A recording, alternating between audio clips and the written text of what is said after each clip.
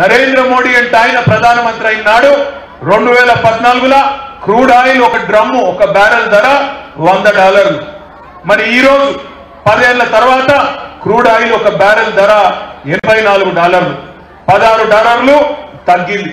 మరి crude oil ధర తగ్గితే పెట్రోల్ డీజిల్ ధరలు తగ్గాలనా పెరగాలనా? తగ్గాలనా పెరగాలనా? వినబడతలేదు. మరి ఏమైంది? తగ్గిందా పెరిగిందా?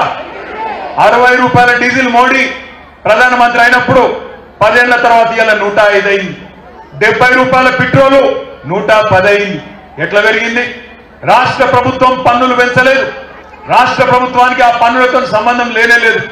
నరేంద్ర మోడీ అంటే ఆయన ప్రత్యేక పన్నులు వేసిండు పెట్రోల్ మీద డీజిల్ మీద. ప్రపంచవ్యాప్తంగా పెట్రోల్ డీజిల్ ధరలు తగ్గుతుంటే భారతదేశంలో మాత్రమే పెరిగేందుకు కారణం నరేంద్ర మోడీ గారు వేసిన ప్రత్యేక సెస్సులు, ప్రత్యేక ఎక్సైజ్ డ్యూటీలు.